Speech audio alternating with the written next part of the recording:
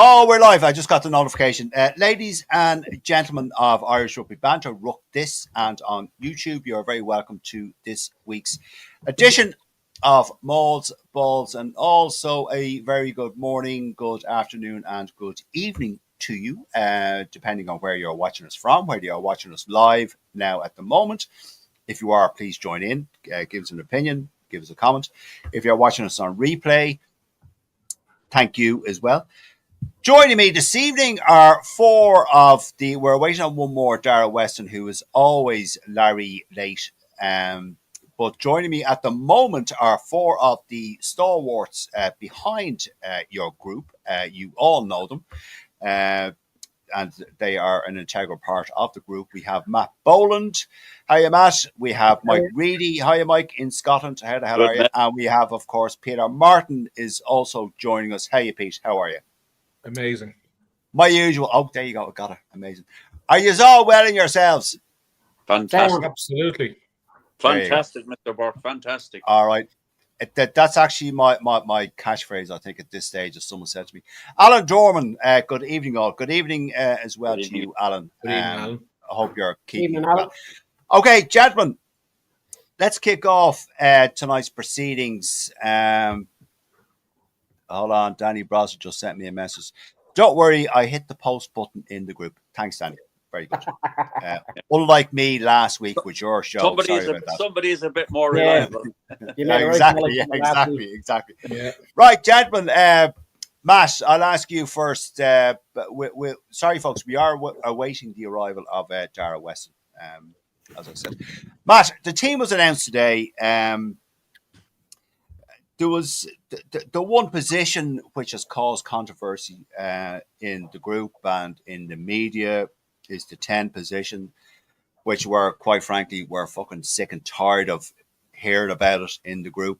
And I saw, Matt, one of the funniest and idiotic posts I saw about the Crowley switch with Prendergast for the Italian game was someone actually said, and someone actually believes this, and they said the IRFU finally bowed to media pressure about Crowley. I just thought that was fucking. Sorry, I just had to laugh out loud. That was just stupid. Anyway, I just thought I'd say that. The team itself, Matt, Porter, Sheehan, Beelum, Ryan Byrne, Conan Doris, Van der Fleer. No huge upsets there. Gibson Park, Crowley, Henshaw, Ringrose, Lowe, Keenan, and Hansen. It's kind of, apart from one or two, it's kind of picks itself. Matt, what do you think? Yeah, well, look, I mean, it's a fantastic team. Great to see Conan start, because I think Conan has been very good coming off the bench. He's had some really good appearances off the bench in this Six Nations, and delighted to see him get a start. I think we all kind of knew Crowley was going to start this weekend, and rightly so. Why not? Matt, sorry, I'll stop you there. His Grace has decided to join us. Oh, for fuck's sake. He can sit, do you know what? He can sit in the naughty step for 5 minutes. You can smoke a few. There he is, Dara Weston. You're lucky, Weston, by the way. Thanks for joining us, Dara. Fair play to you. You're lucky, Mr. Tyne. I mean, Boland isn't. Sorry, go on, Matt. Okay. Go on, Matt. Finish your point. Yeah. So look, I mean, I think we all kind of knew where that was going to go with Crowley starting. So look, I'm happy enough. It's a bit harsh on Prendergast, because he's not the sole blame for losing the game last week. There was a number 15 on the pitch that didn't do the game, or didn't do themselves any favors. But look, hopefully Crowley can come on and just make a fucking statement for himself, because we all know what it's like when you're up against somebody in a position. You need to just look after yourself and play the best you can and put your best foot forward to get picked for the next game. So best of luck to him. Hope he does well. Good to see Ringrose back from tackle school. Yeah. But he was always going to be in anyway, regardless, and he would have started last week as well. I would have imagined, bar his little couple of weeks on the naughty step. But good to see Lowe back from injury. Furlong and Hansen. Yes, yeah. Furlong on the bench I'm delighted to see him because it was a long, long time he was off injured, and there was people doubting whether he was ever going to come back or was this the end of him or will he ever see him again. But delighted, and I hope he gets a good run out, maybe 20 or 30 minutes. Like he needs a good kind of second half, the best part of a second half to get a good run out. I'd be delighted to see that. And then Hansen back as well then from injury, and obviously Lowe as well back as well from injury. But and then who have we got? And then it's good bench. You know, you've Gus McCarthy, Jack Boyle, two young fellas. You know, that's good front row with Furlong as well. McCarthy, O'Mahony, and Murray, Prendergast, and Aki. Like it's a really good bench. You know, so can't wait to see 5-3 split, Matt. Yeah. Look, you know, that's kind of normal from years ago. It's only changed recently with fucking Razzie fucking taking the piss with a 7-1, and now they're all at it. So it's something we'll end up doing eventually ourselves. It's a matter of time when we can get the big players. Did you hear Kevin Maggs though last night, Matt, saying he thinks it shouldn't be allowed? The 7-1 split. There's a lot of people that say that as well, like him. They have the same very opinion, but there's no set rules to say that they can't do it. Do you know? I mean, no, there's not. Okay, yeah, you know, no. And if they really wanted it, they could put fucking 8 forwards on the bench. Do you know? But they're not going to do that, obviously, because it's such an attritional game that they'd need backup somewhere in the backs along the way. But look, you know, somebody will do it eventually. Wait till you see. No, I know, but that's an entirely different show. No, I know the point you're making, Matt. And happy enough. Okay, all right. Okay, Sonia Croak, I see your comment there, Sonia. Just we'll come to that in just 1 minute. Mike Reedy, your thoughts on the team that was picked and the controversial. Well, it's controversial in media circles, not so much amongst the fans. What did you think of that team, Mike? First of all, I don't think there's any reflection on how Sam Prendergast played last week as to how this team was picked. None at all. I think the team was going to get picked this way, pending injuries, etc. Anyway, I'd say there was always the intention to give Crowley a start, maybe in one game, and it's in fairness to him, he's bided his time and he does deserve to start. So, good luck to him and good luck to Sam when he comes on as well. As regards the rest of the team, pretty much, I'm pleased for Jack Conan as well. Jack Conan has been a stalwart, and like I'm going to be honest, even as a Munster man, I'm a little bit surprised he's on the bench now, because he's been a great servant, and we have to, like, they've left Healy out, and I think that was the right decision as well. We need to be fucking progressing now and moving on towards the future, and like bringing through young Jack Boyle. I have great hopes for him. I think he looks the real deal. McCarthy as the replacement hooker, another good player. I'm pleased with the team. I'll tell you, okay. Italy have dropped their captain, by the way. They've dropped him to the bench. Lamaro is only on the bench, and you know something, they have a serious attack. Milano, is it? It's Milano, isn't it? He's the captain. Lamaro. Lamaro. Yeah, Lamaro. Yeah, he's the captain. But they have a serious pack, by the way, and scrummaging is going to be a massive part of the game. They've scrummaged really well against everybody in this Six Nations, and also their lineout is absolutely impeccable. So I don't think we're going to be getting much change out of their set piece anyway. Like if we take care of our own and we keep power on that and keep the ball away from Capawatso, and Tommaso Allen is playing at fullback this week now as well. So yeah, it's like, you know, they're a decent side, by the way. They can definitely play. Yeah, all right. We're talking about the Irish team, Mike. We're talking about the Irish team. Okay, enough, I know, but I'm talking about the game. I know. We'll come to that. We'll come to. All right, okay. You're going to go on to that as well. No, I'm pleased.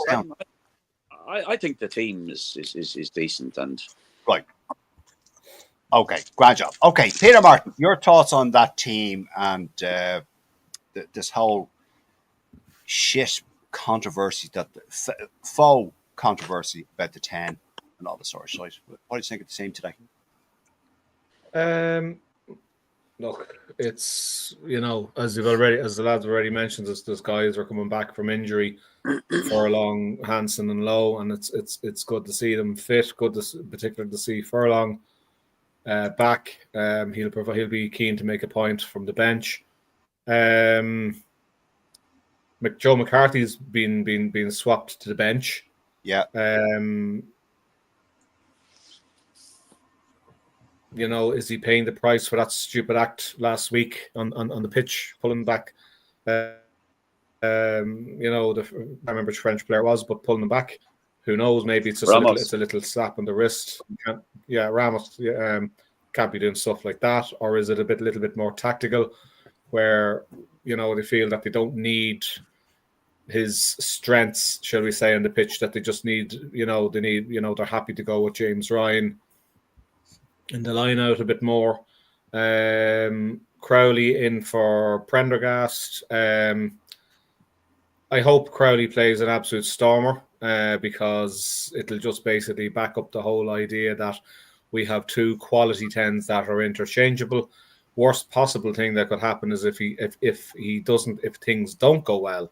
Oh, can you imagine the fucking group piece if he? Listen here, tin hats wouldn't be enough for us. Be something else. Meltdown. Total meltdown if it doesn't go well. So I hope it does go well for him, and like he has the perfect game that everybody else is saying that Sam hasn't been playing, or so on and so on. Ringrose is back. Ringrose always tends to play well against Italy, according to his own detractors. So probably be seeing a try for Ringrose on Saturday. The bench then take O'Mahony, Murray, and Aki off it. It's a very fresh, young bench. So look, it's great to see Jack Boyle there, and Gus McCarthy as well. Like they're the next cycle coming through. And as Easterby has said in previous mentions that we have to move players on, and we do, and we have to move a couple, possibly a couple more on as well. But it's a solid team for to play against Italy, and it's shown them plenty of respect. Okay. Sorry, my dog is here beside me. Come on, George, come on. Sit down.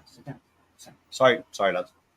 You're all right. Dara Weston, your thoughts on the team and what I've asked the lads there, the media sphere controversy about the 10 position. I think it's a good team, and I like the bench with one or two exceptions. I do. No, I like the bench. I would slightly disagree with Mike insofar as I think an old dog can still do a job with Cian Healy. But look, there is younger players being brought in there, although Conor Murray is dragging the average age up drastically. I think it's pretty much like the starting squad you'd want. Certainly the starting squad that Scarrood, Two-Tone, Len, and David Sheedy want in regards to Crowley being a 10. I heard the two of them were outside IRFU headquarters doing an Enoch, basically with their cards. Dougal. Look, as Peter said, if he doesn't do the job, it'll be interesting to see is there the same backlash against him that there was against Sam. But definitely having Ringrose back, again, by the way. I think having Henshaw, Ringrose, Hansen, Lowe, Keenan, Gibson Park, Crowley. I mean, that's basically like our starting back line. As the lad said, hopefully Furlong gets a good bit of game time, and that might bring him into contention for at least, if not getting on the Lions playing, at least being first call up if something should happen to somebody, which somebody will get injured. And then just to touch on what Matt was saying about the 7-1 split and the 8 forwards and all that, the day it gets to that, World Rugby should have to step in, because then it brings in player safety. It brings the whole player safety issue in. So Yeah. at some stage, if they had any cop on and if they cared about it, but that's a different topic altogether. Yeah. Okay, gentlemen, Dara, I'll come back to you now in just 1 second on our second topic.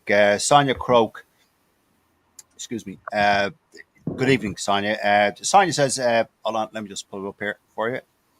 Evening, gents. Looking forward to a lively chat. I'm seething here about the abusive, vile posts posted on Andrew Porter and his poor wife's account.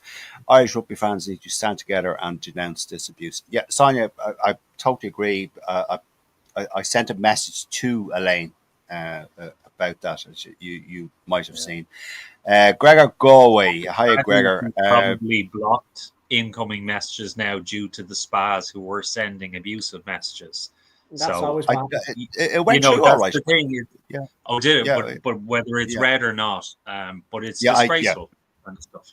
It's soccer levels. I'm just gonna put it out there as well. These are probably not real rugby fans. They're probably fake fucking accounts, and there's no like comeback to these people because they can't be traced. So they're fucking pure cowards, and they wouldn't say fucking boo to anyone, let alone fucking say something to somebody like Andrew Porter, because they get fucking knocked straight out. True, yes. Very true, Matt. Yes. Gregor Galway. Hi, Gregor. It should be enough to beat Italy.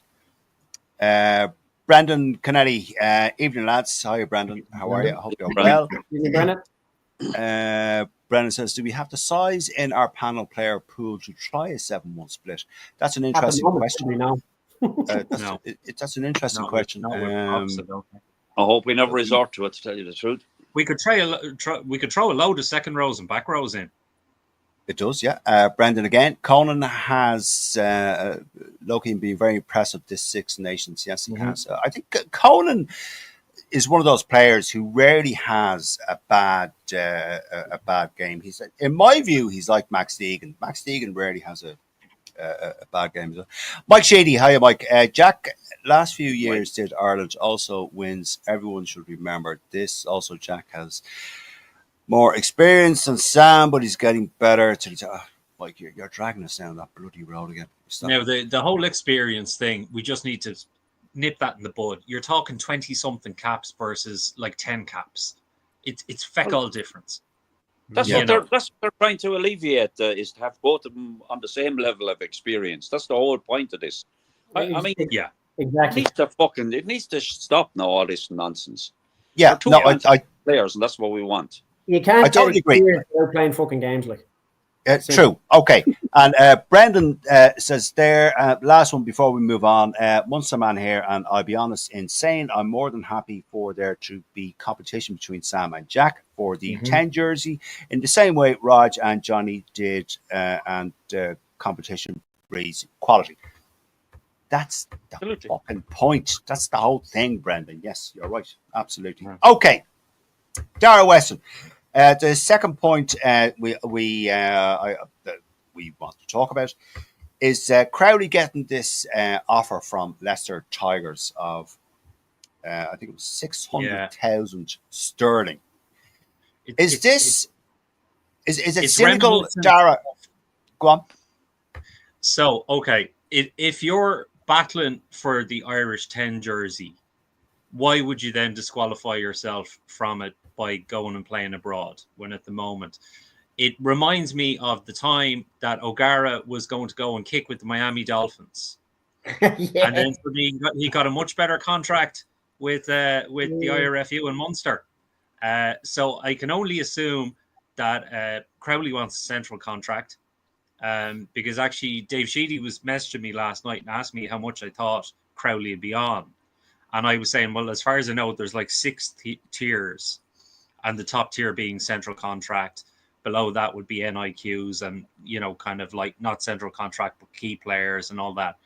And I said, Crowley's probably between the second and third tier realistically at the moment. I think it's cynical. I can't see why a young lad his age, I mean, the only good thing really you could say about Leicester is they're probably the least likely of the Premiership clubs to go bankrupt this season. But then again, it's the Premiership, so you can never say nobody will go bankrupt. But you know, I think it's more of an agent, something that an agent has contrived, and rather than Jack is actually open and looking to leave Munster and leave Ireland and renounce the 10 jersey, unless he's got an English granny or something, you know, and he's willing to wait a couple of years to pull another shirt on. Yeah. Which in theory he's still young enough that he could. Well, look, But, I mean, Sexton did it, so. Well, although he's but Sexton was well established. He was fairly well established when he did it. He was also allowed to play for Ireland when he went away. And then he made an exception because Rog was gone at that stage. Whereas if Crowley goes to England, well, are they going to make an exception while they have Sam? You know, like that's a hell of a gamble for him to take. We were dependent on Sexton when he went to France, and so you know, basically the IRFU had to. You know, their hands were tied. They had to say, well, he's still eligible to play for Ireland. But the official unwritten rule is that if you're not playing in Ireland, you can't be representing Ireland. There's been exceptions made to it. It's not written down anywhere as an official rule, but that's the way it's always been treated. Yeah. All right. Okay. Thanks, Sarah. Peter Martin, your thoughts on this? The offer of 600,000 sterling. It was well publicised. We all saw it. But is it a play by Crowley and his team, his agent, or whoever you want to call him, to get Crowley into a central contract or onto a central contract? Or actually, Pete, and the add-on to that question, does Crowley deserve a central contract at this moment in time?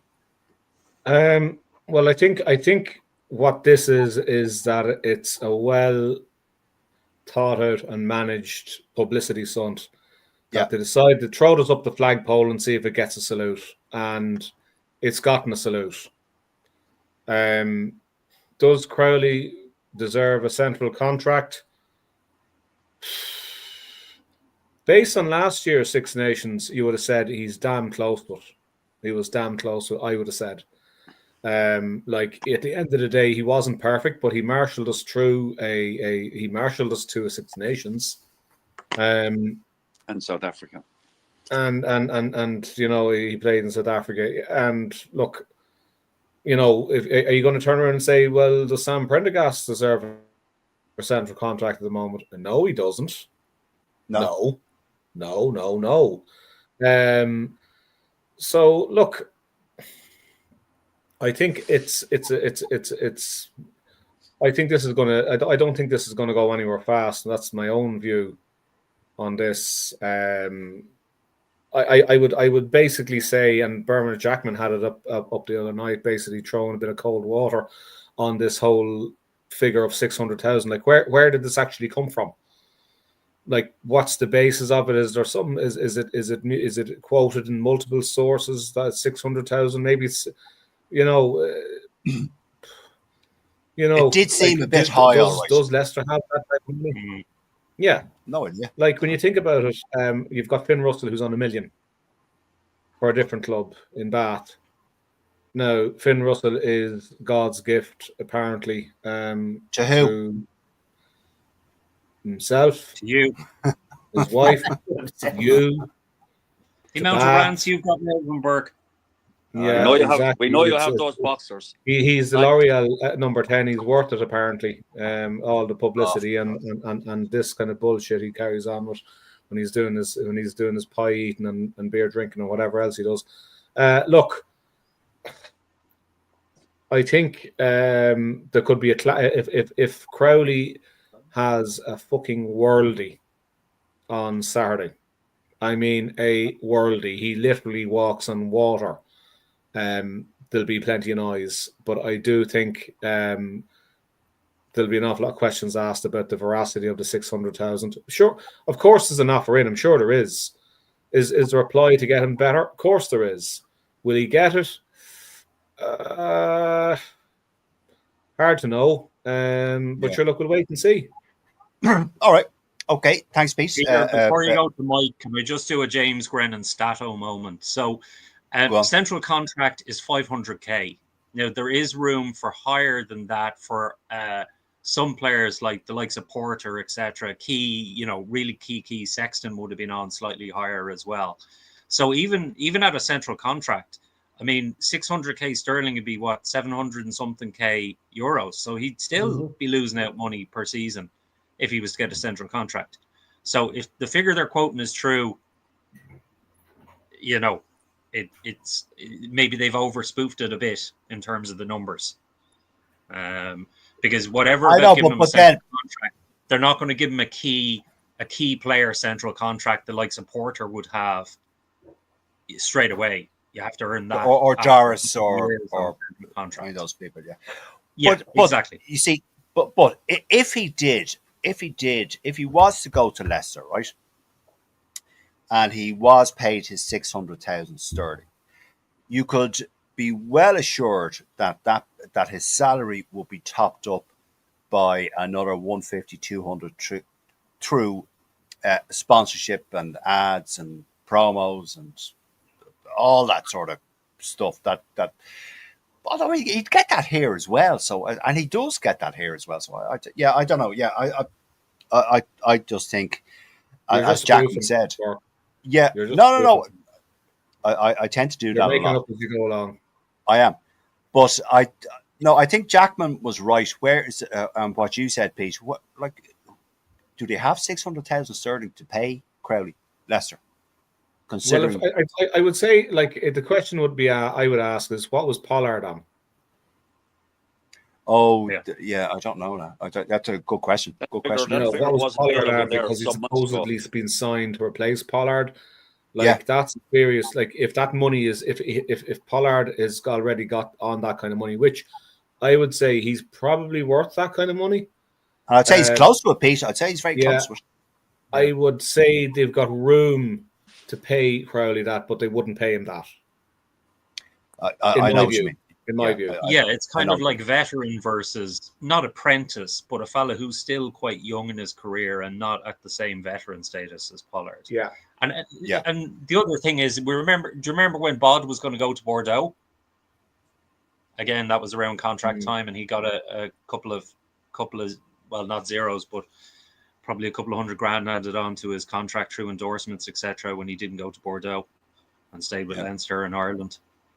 The same with Sexton. When he came back, he got the base salary, and then he got promotion. Uncle Dennis paid the rest.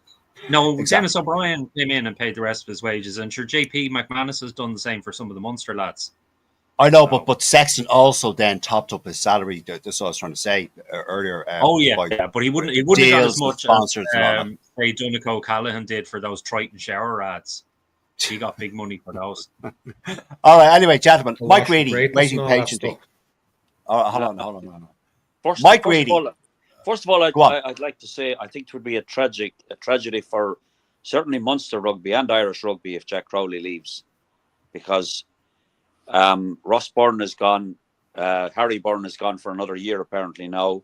Joey Carberry is gone. Young Ben Healy. That's four half decent tens like after leaving Ireland in the last couple of years. And you can't put Ben Healy into that list now, Mike. Listen, you can, because he's still decent tens. Ben Healy. He's still a decent enough player. He was the leading scorer in the URC last season. Listen, he's not the worst 10 I've ever seen. And regardless of Ben Healy, anyway, there's fucking 3 other decent players that have all international experience. But he was playing with Glasgow, wasn't he? No, Edinburgh. Edinburgh. But anyway, never mind Ben Healy. But anyway, for him to go would be tragic. He's to all intents and purposes the number 2 now for Ireland, or number 1, 2, whichever. And I think to be a bad move for Irish rugby, because if it hadn't happened, young Prendergast, where are we going then? And Billy Burns. Also, I'm not convinced by any of these figures. I don't know anything about who gets paid what, and I don't care, to tell you the truth. And I do think it's a bit of a smoke and daggers thing with a ploy by his agent, maybe. I can honestly not see Jack Crowley wanting to not stay in Ireland and have a chance to play for Ireland. And I don't know. I mean, you mentioned the central contract. I think if they were even thinking about a central contract now for either him or to be probably both of them. I think it's not going to be determined by him deciding or threatening that he's been made an offer. I don't think they're going to be that the IRFU will be bullied into that. And I think the finances are going to be getting tight now, because had we gone on and won the Six Nations, we're coming to that. We're coming to that. Well, that's what I'm saying. But the finances that the IRFU are going to have to supplement and more central contracts aren't going to be there. It's as fucking simple as that. I think there might be some kind of a compromise between maybe the IRFU and Munster to maybe top up his salary and give him and keep him on the way he is, and have Sam the same way. And maybe if both of them progress as we hope they will, then in due time they'll both get central contracts. Right now, I wouldn't be. I agree with what Peter Martin said, though. You know, had he followed on and played again in this Six Nations as he did last year, you'd probably be saying, yeah, maybe. But the fact that he hasn't has threw a bit of a cloud over it slightly. But we'll see how he does. We'll see how he does Saturday anyway. If he did leave, Mike, would it pain you to call him a mercenary? No, because he wouldn't be a fucking mercenary. He's not fucking playing for Ireland. That's the whole thing for me. Well, he has played for Ireland, but he'd be going abroad to earn money. I don't care what any other fucking country does. They're not mercenaries. As long as they're not mercenaries in Ireland. Do you have to stir the fucking pot with him? You know what he's like. Fucking Victor. I was just trying to see what's their double standards, because I know. Yeah, okay. There's no double standards at all. None. Okay. I have always stated clearly that it's concerning Irish rugby and Irish rugby only. What club they play for abroad or what other countries want to pay people. All right. Brilliant. Okay. Matt Boland, finally. Jesus Christ. Matt Boland sitting there listening to you as all. Is that fucking Weston? He causes I think Matt has grown that beard since we started tonight. Fucking, it's starting to turn grey listening to him fucking. Go on, Matt. Give us your opinion on this. It's fucking my fault, is it? Oh my God. Really? Seriously. Go on. Matt.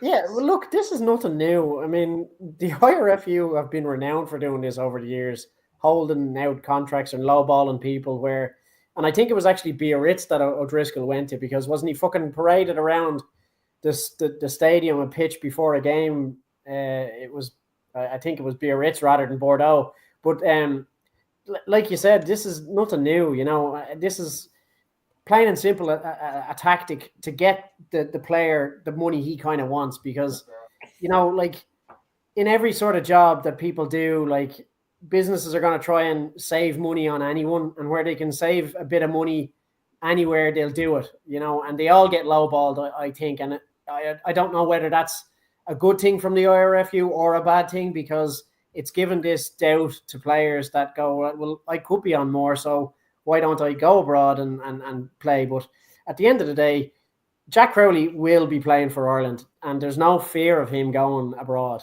You know, why put all that effort in playing for Ireland and getting your starting jersey and going to South Africa and doing really well and winning the Six Nations last year, and to all just throw it away just to go and play for Leicester, albeit like it's more money, granted, but they'll get the same top up, as you were saying. They'll get their sponsorship deals, they get fucking free cars, they get loads of stuff, and that's where they tend to nearly make more money. And if they're smarter in that sort of way, their earnings are unlimited. You know, you see all the boys have various different businesses that they're involved in, whether it's like brewing companies or whiskey or anything at all. Pubs. They've got their fingers in all pies. So a lot of them have sports agencies and sports management companies and all this sort of stuff. So their earnings are limitless. And this is all just a ploy from their agents. And you got to say fair fucks to their agents, because they're doing their job right. They're going, right, well, they're trying to lowball you. We're going to go and say, we'll go and have a little sneaky around in the UK and see if there's any clubs there that are willing to give us an offer. And there's where we're going to fight then to get you more money, to keep you here. But again, does he deserve a central contract? on the basis of his performance in South Africa and his performances last year, I would say, yeah, you know, whether or not like the IRFU can afford it or not. And I see you shaking your head, but like me personally, I think the more that the players are on the central contracts, the less money is going to put. It's going to be less financial problems then for the provinces, which it frees up a bit more money for them in the provinces, which is great. But I don't know what sort of turnovers the IRFU do and how much money they have to play around with. I don't know. But if they have the money and they can pay them, have as many central contracts as possible to keep the players that they want here, the key players like your Andrew Porter, your Sam Prendergast, or whoever, do you know what I mean? You want to keep them here and you want to be giving them the incentive to stay here, play for the provinces and play for Ireland, because going to the World Cup and getting past the quarterfinal is what they need to be doing, do you know? And yeah, no. Okay. I personally, I don't think Crowley deserves a central contract just yet. In time, maybe, but I just don't think at the moment he deserves a central contract. Do we have a 10 with a central contract? No, probably not. Then no, because the key thing is we should have at least one central contract in every position. 100%. You know, I would imagine. So, like, okay, so what are we going to 15. do if we lose all our 10s? Have Hugo Keenan move from 15 to do 10 duties, you know, and put Lowe in full back or something? So, you know, that's the thing. Like, while he may not deserve a central contract, some people don't deserve promotions. But if 4 other people in the team leave and they're the only one left, well, then they have to be promoted. No, I think maybe, Dara, maybe what I was trying to say was he hasn't earned it. Maybe deserve is a wrong word. Maybe what I meant to say was he hasn't earned a central contract just yet. See, Peter, I've no doubt he will. Older lads like us, we wouldn't be as hip now as Matt now. The young people now, the millennials and all these, they feel entitled to everything. They don't have to earn stuff the way we used to have to. Like Mike used to have to go to school in his bare feet, you know, because he'd no shoes and walk 5 miles up to school and 6 miles back. You know, but there is, like, certainly amongst the kind of early 20-year-olds now, there is very much a sense of entitlement. You know, there's still the Celtic Tiger Cubs there who kind of, you know, half remember the good times, don't remember the recession that much because they were in school. And, you know, they're like, well, yeah, I'm entitled to, you know, same as everybody else. So it could also be kind of an age mentality thing that just old lads like us don't understand. I know what you mean. Okay. You're not that fucking old, Dara. Jesus Christ, I've got so all right, okay. A few comments, gentlemen, before we move on there. Brendan Kennelly again. I just put up this is agent squeezing a little bit more out of the IRFU. Yeah, I don't think anyone would disagree with you there on that, Brendan. Bevan Marie, hello, Bevan. How are you? I think Munster would want to keep him, especially if Billy Burns is going. Yeah, where is Billy Burns going? Yeah, actually, where is Billy Burns? Far away. I haven't heard he's going, by the way. They're going for taking lessons. Let me see. Brendan Russell is the... Yeah, we know. Yeah, that's, we know that, Brendan. Yeah. That's an impressive pair of headphones on Brendan there. I like the way he has the hat and the headphones on at the same time. It's good, isn't it? Pollard was on 600,000 sterling. There you go. That's where that offer was from. And followed quickly by Neil McKeown. Pollard was apparently on 1 million, and the Premiership sides. No, he wasn't. Spoofer was the first to get £1 million contract. Yeah. Now, unless Pollard was on 1 million over 2 seasons or something like that, but Spoofer Russell was the first to get £1 million contract. He was. Neil McKeown again. There was a similar situation when Earls was linked with Saracens. I have a vague recollection of that. Yeah. Alan Dorman, hi Alan. Give central contracts to both SP and Sam and Jack, young and talented, serious investments for the future. Hansen very lucky to get his offer. That's actually a very good point there that Alan says. Investment in the future in the young players. If we're going to give one, give both. Yeah, true. Yeah. Mike, sorry, that's just comments just coming in here. Mike Sheedy, you should remember around Six Nations first half. Sam fueled up. Also, Jack came on second half. We won in round 4. Six Nations. Sam did it again in front of post. He passed the ball away. Why did he post? All right. I don't know. Yeah. I don't know. Relax. I don't know. Yeah. All right. And one last one before we move on. Brendan again. Brendan with the headphones. Love it. Apparently, Burns is on his way out of Munster with JJ. Said, well, we know JJ is going back to Munster. Yes, all that. Yeah, okay. James Grennan will be delighted. Billy is heading to Connacht. That would be worth. Jesus, you'd give Grennan heartburn. He'd be on that stuff, whatever you call it. I can't remember. Gaviscon. He'd be doing a jig in the new clan stand. No. Jesus Christ. Right, Peter Martin, I want to come to you first on this. Our next point, we're moving on. Donald Lenihan on head-to-head, or whatever you call that show. Against the Head. Against the Head. They were talking about the prize money for the Six Nations. This is the third of your suggested topics, actually, Pete, for tonight. The financial implications of the Irish rugby team finishing third as opposed to finishing second. Now, it's unlikely we will finish first. So, for people who don't know, who didn't see it, the team that wins or comes first in the Six Nations, the championship now, because the Grand Slam is gone. So the championship, that team gets 7.78 million euros. The team that comes second gets 4.2 million, and the team that comes third gets 3 million. Now, we are in danger. We're hovering between second and third, Pete. And it's worth mentioning that if you won the Grand Slam, you get an extra 1.2 million. So that brings it up to 9 million.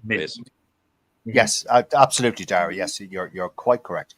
Pete, the implications for the IRFU, considering that 78% of the IRFU's revenues come from the national squad, it's a bit daunting, really, Pete. Yeah, well, I suppose it's funny. Like, you have to take I think a helicopter view on this and realize that, like, the IRFU has been in a is in one of the better financial positions of all the rugby unions globally. Like, they did what they did, going back, just to wind it back a little bit. They were very frugal in their spend, and they did their rationalization around COVID and let people go, and they basically tightened their belts, and they were close to hitting the wall apparently, but they didn't, and they've got themselves in a fairly decent financial position. Now, obviously, the global game, and there's various different bits and pieces coming out about how the global game is still in bother and still recovering, and there's a question mark over a lot of stuff, and there's the lure of the oil money coming from these go away the suggested tournaments in the Middle East and so on and so forth and all that jazz. And it's just like it's funny how it's come up as a topic, about the financials, when we were going for going for 3 in a row. I think what I'm trying to say is it's the framing of how this has come about. I would have said I'd be more concerned, I suppose, really, if it was a case that, the last couple of years, the IRFU were kind of nervously announcing their financial results and things were a bit wobbly and we weren't going so well. But like we were coming into going for 3 in a row in this. So like we've won the champion. We've won a couple of Grand Slams. So the pot is decent the last couple of years. Let's take that. Let's remember that we've got a good chunk of change, a good fill out of the pot that's there the last couple of seasons. Look, at the end of the day, it is it's just basically kind of stating what we know to be the truth already, that it's a worry that there are numbers in the game. people aren't watching the game as much. I don't think there's an issue there, and we can see it with the type of clientele, the type of fan that's rocking up at the Aviva. I think that's a real problem. I think the club game is in a real bind, because, and it's something I'm going to ask, come when the moment's right in my own club, and just ask the question of all the international tickets that the allocation that our clubs get, of my club gets. I'll be asking the question: how much of it has gone abroad, or how much has it gone to a non-rugby fraternity, a non-rugby fan base? Because I think it's a realistic, it's a real question to ask. Of course, then that'll give a bit more information as regards, well, how much are we getting for this over? How much more are we benefiting by giving the allocation, international allocation, to non-rugby fraternity? Just basically to see, well, if we're getting 10% uplift on giving it to non-rugby fans, or is the fact that it is literally money talking, that we're having to sell our soul and get these people who are more interested in having 7 and 8 pints and spilling their drink over the real fans as they're in and out to the bar at the Aviva? Or is it a case that, well, this is not benefiting, this is not holding the purse together for the IRFU, and indeed globally, because like every union has its challenges. It's just I tell you, Pete. I take your points and well made. But one of the other points that Donald Lenihan was making was exactly about what you were just talking about. The club allocation of Six Nations tickets. We all know this. Everyone knows. Everyone watching this knows. It's no secret. The clubs get their tickets and they have a raffle. They raise money and all this. So what Donald Lenihan was basically saying was, do the IRFU need to relook at that, the funding model, so the tickets go to real fans, and not, because if you raffle a ticket in a club, 9 times out of 10, maybe not that high, but the vast majority of them go to the corporates. And Donald Lenihan was making the point that with 45 minutes to go before kickoff, when they were doing their pre-match show, the French national anthem was being belted out in the Aviva. And he just said there's something wrong there with that. When the Irish fans were silent, 100%. couldn't hear anything. So I was speaking to parents last weekend. I was happened to go down to it, my own team, down to Wexford to play a game, and I was chatting to a couple of parents after the game, and they said they had experience. They were in Paris there back in, was it 2018, when Johnny hit the drop goal? I was there. Yeah, and they said they were there, and they were there on last Saturday as well, and they said they couldn't tell the difference in the atmosphere. That is speaking absolute flipping volumes. Like, that is so bad that they said they were surrounded by French fans. They couldn't get over it. How many there were. They couldn't get over it. Yeah, no, I totally agree, Pete. I'm just conscious of time because we're approaching 50 minutes, Pete. Thanks, Pete. Well, my point is always. Darragh Weston, the financial... Wasn't it Einstein that said time is an abstract construct? So anyway, yeah, all right, Jesus. Not to show for that sort of stuff. No, the question I asked, Pete, the financial implications with finishing second or third. There's a 1 million gap there. So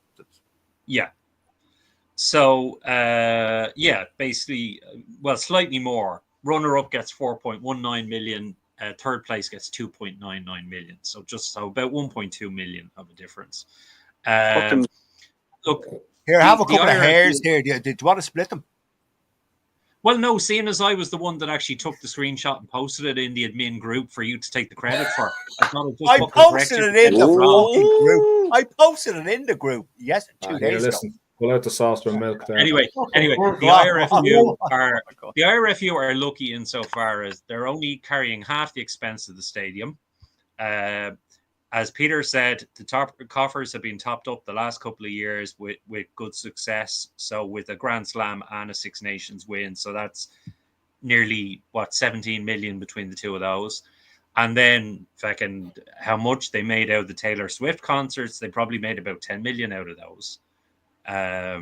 So, you know, they're in a very good position. Okay, we won't mention any provinces, but they're carrying some stadium redevelopment costs. They're rolling over loans, you know, and kind of not mention etc. Thomond. But so yeah, I would think, you know, and what is it we have? Is it 14 centrally contracted players? So I mean, the overheads are 7 million thereabouts. Yeah. So like, I mean, it's you know, the overheads, they haven't got massive overheads. You know, like they're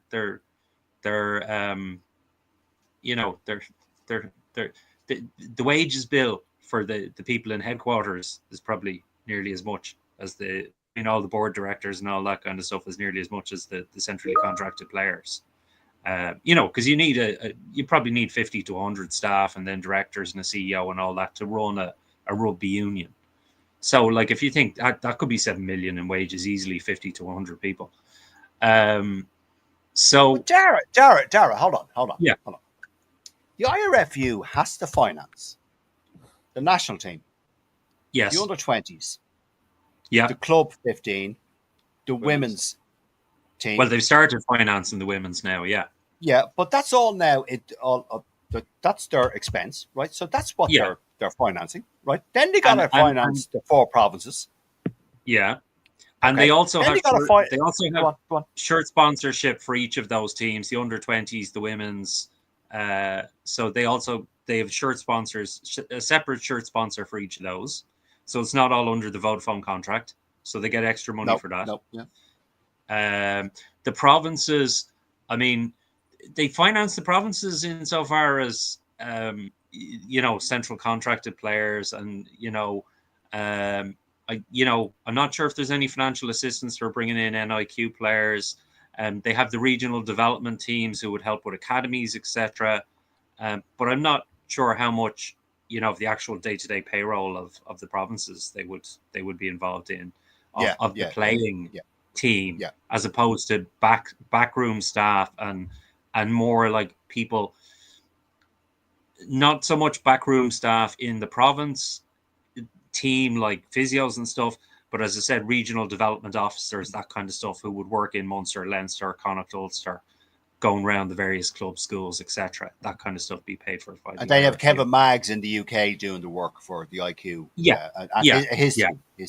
No, unfortunately, I missed that last night, but I'll be sure to catch up with it when I can. Yeah. So, yeah, look, I mean, they're in a lot better position than a lot of the other unions, you would imagine. So, you know, it's but again, we've a smaller stadium and we've a smaller playing population. So, you know, as Peter touched on, you know, clubs selling to corporate entertainment providers, you know, because that way, you know, then the members can't get the tickets, but maybe they hope the members will come down to the bar and watch the matches in the bar. So, yeah. Well, now we have a similar playing pool to New Zealand, but unfortunately, New Zealand doesn't have 4 or 5 sports competing. That's the thing. That's the thing. We have a similar playing pool in terms of population and age. Yes. But in reality, we've about a tenth of the playing pool of New Zealand, because in New Zealand, you play rugby. If you're not any good at rugby, you play cricket. And then when you get a bit too old to play rugby, you start sailing. And that's basically all they do. Oh, so, I know. You're born with a rugby ball in your hand in New Zealand, basically. Yeah, exactly. Whereas here it's GAA first, then possibly soccer, and then maybe rugby as well. Yeah. So true. you know, we've only a fraction of the. So it's comparing oranges. I know what you mean. Okay, Matt Boland, briefly, because we've got about 10 minutes left. Your thoughts on this, the financial the financial hit the IRFU will take if we finish third? Yeah, well, look, it's evident that like the difference between first and third is nearly 5 million. Like it's a massive loss. But again, as the lads have said, we've been lucky last year and the year before. We've won the top prize plus an extra 1.2 million for winning a Grand Slam. So they've had it cushy for the last number of years. So like, I mean, I'm presuming any prize money gained in Six Nations is probably on top of extra that'd be extra added to their pot. So hopefully they're not relying on that kind of money. So I've nothing really else to say because you could be waffling on about it for ages, and the lads have said enough. So, and speaking about waffling, Mike Reedy, what are you your thoughts on this? come on. Oh, hand signals. I'll tell you, the difference between winning the Six Nations and winning the World Cup is massive. The Six Nations, you get 7.8 million for winning the Six Nations. 6 million euros South Africa got for winning the World Cup. And people wonder why the IRFU put such an emphasis on the Six Nations. Theirs, in a nutshell, is the exact reason. Because it's valuable financially. And lads, every other union in the world is fucking struggling financially. And Irish rugby has been strong purely because we've done well in the Six Nations and we've made money, like by doing well. And that is the bottom line. And it is important. And the difference between finishing, as you've all said, first and third is fucking massive. And whether we like it or not, lads, the money has to come from somewhere, and we're all reluctant to allow us to drift into this fucking Saudi shite and all that stuff. But so money has to come from somewhere, and the English rugby is struggling financially. New Zealand rugby is on its fucking knees. Ineos now have said they're not going to pay them their fucking sponsorship money. So it's a big issue, lads. And you know something? Whether we like it or not, we will eventually have to fucking bow down and take money from the fucking far Middle East somewhere. It's going to happen. Mike, I'm just going to ask you and no one else. Would you be in favour of rugby being in Qatar? Absolutely fucking not. None, not in the slightest ever, or anywhere fucking close to it either.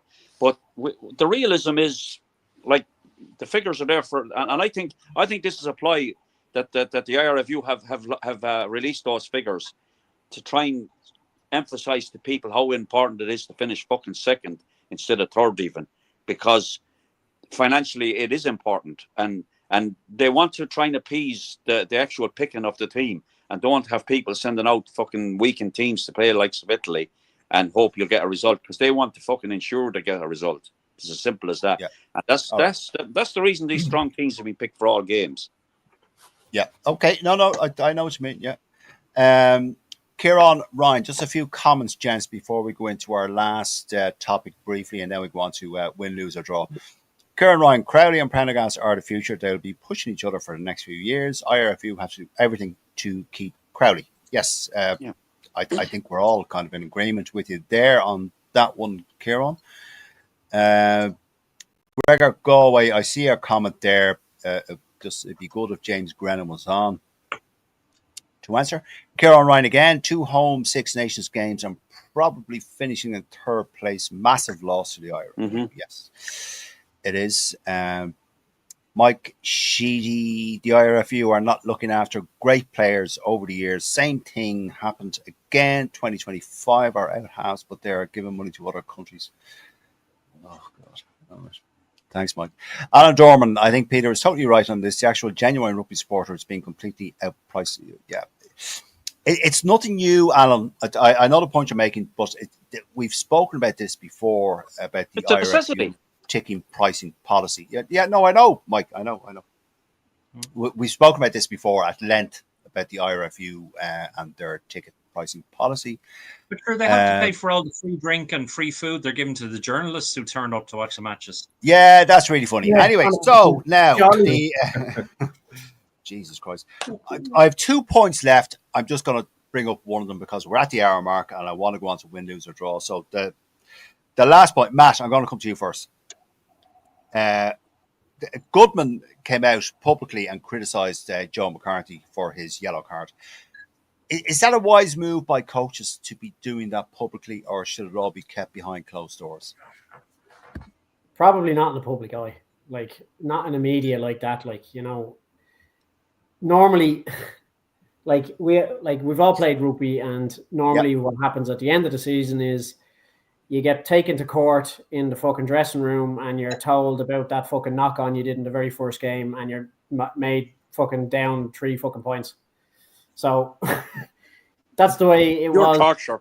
years ago, you know. Yeah. No, it was all the fucking airs and graces and giving out to each other and fucking slagging each other was done in the dressing room. So that's probably where it should stay. You know, I understand from the point of view now, the whole media hype and people fucking going mad at fucking players and giving out, you fucking dropped the ball, you made us lose, you gave away an intercept, you made us lose, all this bollocks, that they're probably starting to now address it in the media to say that, like, yeah, okay, it wasn't a good thing that he did, but I can see good sides in it, but I see bad sides in it as well. And who's to know? I presume they're just doing this now to appease all those wankers that are just out on fucking keyboards, going on to people's private profiles, and fucking attacking them.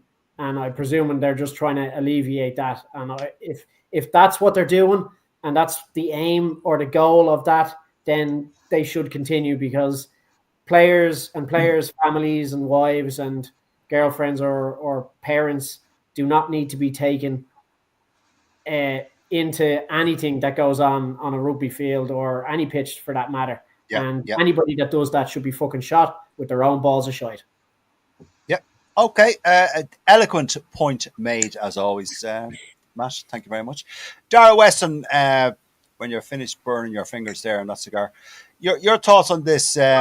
Goodman publicly criticizing Joe McCarthy's yellow card. He said it was, I think his quote was, it was a stupid play or stupid move. I can't quite remember what he said, but should he be doing it in the first place? No, as Matt said, don't feed the trolls. I mean, we saw what happened up in Ulster when he started fucking criticizing the team. And, you know, it just, you know, if you have something to say to your players, say it in the dressing room. Don't say it in the papers. You know, simple as that. All right. Okay. Thanks, Sarah. Pete, your thoughts on this? Goodman publicly criticizing Joe McCarthy's yellow card. Yeah, I just wonder, was it taken a little bit out of context and blown up by? I think it was, Pete. I think it was. I think that's what I think. You know, that could well have been happened. Is that, you know, they were discussing about, they just kind of was part of a conversation. You know, a piece on, you know, certain aspects of the game where it was won and lost, and of course there was that. I don't know, was mentioned on here or someone said it. I can't remember where, but the yellow card is worth 10 points to the team, and it was probably in the context of that, and like Goodman was possibly a little bit led on in the questions. Says, no, Joe shouldn't have did that, and next all of a sudden, snap bang, there's the headline: Joe, you know, lambasted by coach. Over. You know, I don't believe. Look, we know the dogs in the street, and Joe himself knew. He realized that, say, when he was sat in the bin, his head in his hand, saying, "You stupid bastard! What the fuck were you thinking?" Of course he was. Of course he was. He doesn't. At this stage, you know, he knows. He's had multiple conversations. I'm sure, you know, from the staff inside in Leinster, and indeed Andy Farrell has had a wagging finger and says, "Joe, you need to keep a lid on this, or it's not going to happen for you." So you can be sure he knew bloody damn well, and you can also be sure he stood like a man in the dressing room and apologised to his team, to the rest of the squad for it. It's funny though. It's funny though. Pete himself and Atoje, same position, walking penalties, the two of them. I don't think. I think McCarthy's worked an awful lot on his discipline. If you were to basically get Atoje and line Atoje and McCarthy up along each other and basically do have a scorecard for dumbass penalties, Atoje's winning by a street. He is. He just fucking is. Now take into account. Forget about the fact that he's a more experienced internationally. He's on the scene how many years now? 7 or 8 seasons or whatever thereabouts. Forget about that. He's, you know, just brain farts per game, have some sort of expected I'll tell you, Peter, both of them would actually make a very good pairing for a pre-lines test. Not an actual test, a pre-lines test, just to see how the two of them get on in one of those. The well, I don't think you'd have the two of them in the one team because they're too similar. I think you need to have that kind of balance in a second row. A guy who actually proper, a guy who runs the line out. McCarthy's not that. He's just a pure menace and a nuisance on the deck rather than being in the air the way perhaps Toje is. Toje is an awful lot better in the air. Just my top. Yeah, no. That's what we're here for. Tell us how you think. Mike Reedy, go on before we go on to win, lose, or draw. Your thoughts on this? Well, if Andrew Goodman said what he has allegedly said, I think it's a fucking poor show. Perfectly honest, I think it never should ever be aired in public. It's a dressing. It should be never go outside the dressing room. You dress players down. You don't. Eddie Jones done that. He was the first to start all that fucking bullshit. I mean, Razzie, as much as we've all spoken about him and our displeasure towards him, he's never ever dressed down one of his players in public ever. He backs up to the hilt, and it's embarrassing if he did fucking say that. And I don't think he should ever. And, I think Mike. Sorry to cut across you, but I do think it's exactly what happened is the way Peter described it. I'd say it was a quote in an interview or a press conference, and some guy from the Irish Independent took one line out of a complete statement that he said, and but they do it all the time. Yeah, of course you do. Of course you do. That's I know. I know. It's if he did, I would be disappointed with him. I would doubt because it's not Andy Farrell's not going to have that. He's not going to have one of his coaches fucking dressing down one of the players in public. That isn't the way. That's not rugby. Rugby has never ever done that. That's a football shite thing to do. So I doubt that it was said, and it's pure clickbait again. Yeah. All right. Okay. Sorry, Mike. Go on. No, that's all right. Really, okay. I'd be disappointed. Gentlemen, as always, we're over time, so let's finish off with our usual win, lose, or draw. Matt Boland, like win, lose, or draw. Italy at home to Ireland. Ireland are winning that with a bonus point. All right. Wales are entertaining England. As much as I'd love to see Wales win, and as much as I'd love to see Scotland win, and then we get the championship, it's not going to happen. England are going to beat Wales. All right. And France are entertaining the Scots. Yeah, like I said, I'd love to see Scotland win, but they're not going to do it. They're not going to beat fucking France in Paris, and especially that France fucking team. Not a chance. All right. Okay, fair enough. Thanks, Matt. Mike Grady, to you. The Italians entertaining us in Stadio Olimpico. Well, I think we have to make a statement in Rome now. We haven't made a statement this Six Nations so far, and I think this time we did, and I think we will. And I think we'll win, like Matt said, with a bonus point. And hopefully put a good few points on the board to give us a chance to finish the second. Okay. The Welsh are entertaining the English in the Millennium Stadium. The only thing I'd like to see happen there, I'd obviously love to see Wales win, but I don't see it happening. However, if Wales can keep them below a bonus point. Now, England haven't fucking been scoring masses of tries, so I'd like to think they can keep them below 4 tries and give them a 4 point. 4 points. England, I think it's hard to see Wales pulling it off. They're getting better on game, though. They fucking frightened Scotland at the end. Yeah, it's too late for this Six Nations. Okay, and lastly, Mike, France are entertaining Scotland. France at home. Scotland will give France something to think about, but that's for about 10 minutes. They'll think about it for a little while and then say, "Fuck this." Exactly. It's a bonus point win for France. Again, it is. I can't see anything else. I really can't. All right. Okay. Thanks. Thanks, Matt. Thanks, Mike. Peter Martin. Win, lose, or draw. Italy entertaining us in Rome. Yeah, I would expect us to win 20, 25 points. Okay. The Welsh entertaining England. I know I went for for Italy to beat England, but I just feel there's a shite performance. There's one of these absolute clusterfuck performances in the English team because I think we've kind of generally kind of agreed or kind of acknowledged Borthwick is absolutely winging it as a coach, and he's fucking around his selections again. I would love to see Wales somehow. It'll be one of the greatest miracles of all time. I know it's unlikely. Unlikely. Yeah. You never know. You can always wish. Granted, Scotland can't finish their dinner. Never mind finish a fucking match, as we saw last week. The only game England have deserved to win so far was Italy. I just to briefly make my point. If there'd been another 10 minutes in that match, Wales would have won it. But look, I think Wales will give England a damn good fucking rattle. And I think it could be a really good match, and I think England could have an absolute shitner of a fucking performance. And come on, get in there, man. Squeaky bum time because it's Wales and England. Oh no, love. They will gladly take a beating off everyone else if they just beat out England.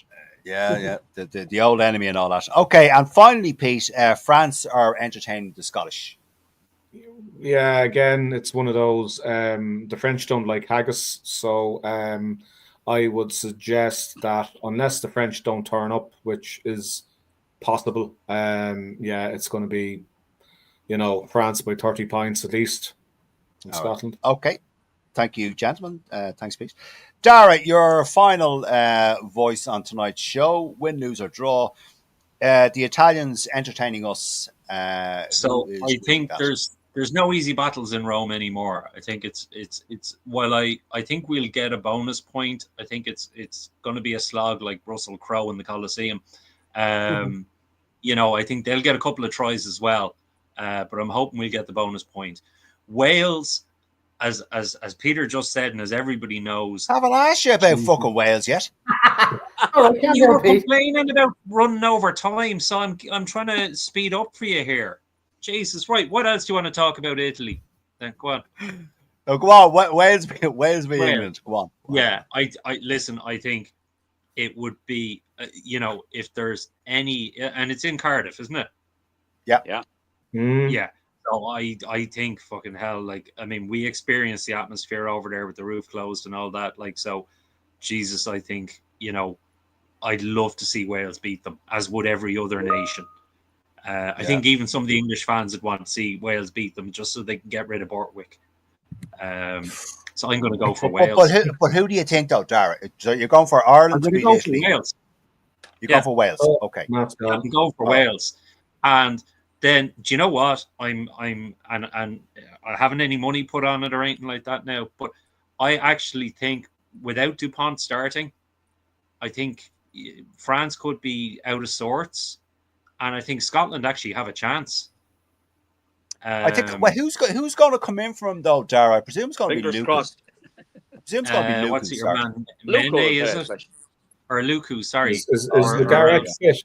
Lagarrick, or they have. Lagarrick. Further down the road will be Saran, Baptiste Saran.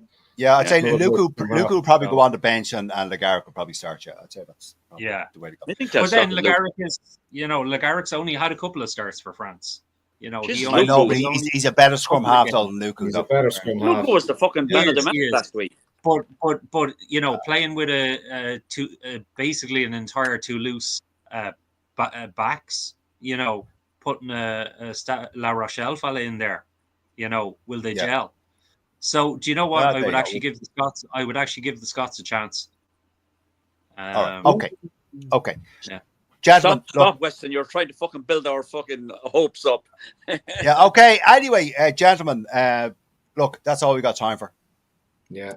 For this week, my thanks are to Mike Reedy, to Peter Martin, to Dara Weston, and to Matt Boland. And also our thanks to you for watching and your comments and your opinions. Much appreciated. Yeah, we will, of course, for everybody for joining in. We will, of course, do it again at the same time next Thursday. where we might have a special guest. We shall wait to see. And don't forget to tune in on Monday to Danny Brosnan and a panel who will be discussing and reviewing round 5, the final round of the Six Nations. Ladies and gentlemen, watching, thank you. Just very briefly, Peter, I'm just looking at the French bench. They've gone 7-1 again. Yeah, they have, yeah. Yeah, okay. Look. Thanks for that, Pete. All right, I'll have a look at that. I didn't. I saw the French team. I read through it, but I didn't pay much attention. 7-1. All right, okay. Listen, gentlemen, good luck. Thank you. Right. Take care. Thanks, Adam Dorman, gentlemen. mighty showmen. Thanks, Adam. Glad you enjoyed it. All the best, everybody. Yeah. Good Take luck. care.